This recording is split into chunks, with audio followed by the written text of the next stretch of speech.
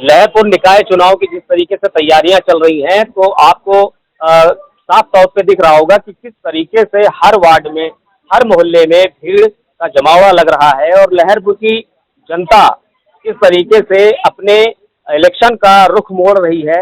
ऐसे ही आज हम मौजूद हैं सीतापुर जनपद के लहरपुर तहसील में, और यहाँ पर जो निकाय चुनाव की तैयारियां हैं वो किस तरीके से चल रही हैं। इस वक्त हम वार्ड नंबर 8 में बैठे हुए हैं, जहाँ पर संजीत अवस्थी जी, जो पिछले 5 साल पहले भी जो है इन्होंने सभासदी का भार संभाला।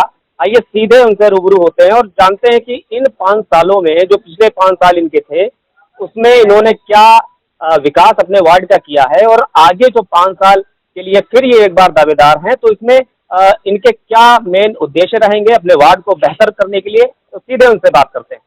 बहुत बहुत स्वागत है आपका। धन्यवाद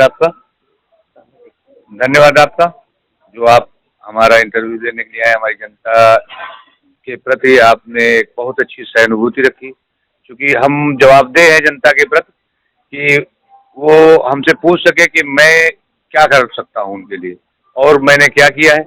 ये ज्यादातर बेहतर तो यही रहेगा कि हम अपनी उपलब्धि अपने हाथ बताने से अच्छा है यहाँ पे वार्ड में उपस्थित हमारी जो जनता है उससे ही पूछ ले, कुछ सवाल आप कर ले, वो आपको खुद ही उसका जवाब दे देगी। नहीं, सवाल करने की जरूरत ही नहीं, क्योंकि आपके वार्ड की जो जनता है उसको देख के साफ जाहिर हो रहा है कि आपके विकास कार्य क्या रहा। हालांकि मेरा पहला सवाल यही है कि आपके क्या क्या विकास कार्य अभी तक। हमारा विकास कार्य है, जो सड़कें बहुत पुरानी और अधूरी थी, टूटी फूटी थी, उनको निर्माण कराया। दूसरे नंबर पे एक हमारे यहाँ आम एक ऐसा रास्ता था जहाँ पे बहुत ही गंदगी रहती थी और वार्ड से जोड़ने वाली, उसको बड़े ही अथक प्रयास से 20 साल से हमारे पूर्व सभासदों ने काफी प्रयास करने के बावजूद उसको नहीं बना, उसको हमने निर्माण करा दिया और उसका डेवलपमेंट कराएंगे। साथ में हमारे वार्ड की मुख्य समस्या रही पेंशन, राशन, आवास, उसमें मैंने भरपूर सबका सहयोग किया और आने वाले समय में मेरी एक हमेशा से सोच रही है कि हम तो एस्टेब्लिश हैं, हम तो सक्षम हैं, लेकिन हमारे यहाँ निर्बल वर्ग का जो भी व्यक्ति है उसको सरकार द्वारा प्रदत्त सारी सुविधाएं मिले और नगर के विकास में आने वाली धनराशि का उसको समुचित सदुपयोग हो। हमारे वार्ड में जैसे इस समय अगर कुछ अधूरे कार्य नहीं रह जाते तो हम शायद अपने निजी कार्यों में मशगूल होते। हमारे वार्ड में हमारी जनता के कुछ गरीब आदमियों के बहुत से अधूरे कार्य पड़े हुए हैं, उनको हमें पूरा करना है। कुछ के राशन कार्ड्स नहीं है, उनको पूरा करना है। कुछ जगह पे पानी की पाइपलाइंस नहीं है, उनको देखना है। कुछ जगह पे हमारे बुजुर्गों को पेंशन नहीं मिलती है, उनको देखना है। कुछ जगह पे हमारी विधवा बहनें, विधवा माताएं, उनको उनके लिए देखना है। यही मुख्य कार्य है। एक छोटा सा सभासद का पद है, लेकिन जनता अपेक्षा एक मुख्यमंत्री से कम की अपेक्षा नहीं है। अवस्थी जी, एक मेरा सवाल है, हालांकि थोड़ा तीखा है लेकिन सवाल है। हालांकि जैसा कि अभी जो आवाज की बात रही है, आवाज जो लोगों के आ रहे हैं उसमें आम जनता के बहुत सारे ऐसे जो है आरोप रहे हैं कि जो कॉलोनियां आई हैं, जो आवास आए हैं, तो उसमें पैसे लिए गए हैं। हालांकि ये सवाल तो थोड़ा सा बुरा है, लेकिन इस पर आपकी क्या राय है? इस पे तो हम ये पूरे भारत का एक विडंबना है। हम तो स्पष्ट कहते हैं कि कुछ चीजें ऐसी हैं जो भारत से नहीं खत्म हो सकती और कोशिश यही रहती है कि कम से कम करके और किसी गरीब का काम हो जाए।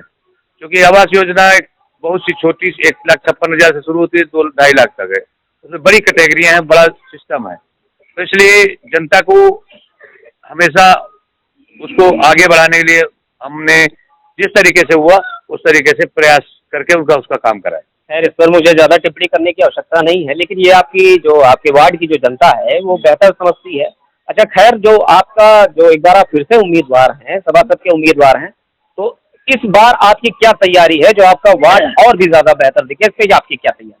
वार्ड में जो भी अधूरे कार्य बचे, जैसे पानी की समस्या है, कुछ जगह पे कुछ जगह पे पानी नहीं पहुंच पा रहा है, क्योंकि नगर पालिका के मुख्य उद्देश्य सफाई, पानी, ये 2 मुख्य उद्देश्य होते हैं। सभासद का मुख्य 2 कार्य होते हैं, लेकिन जनता सारे कार्य उसी के माध्यम से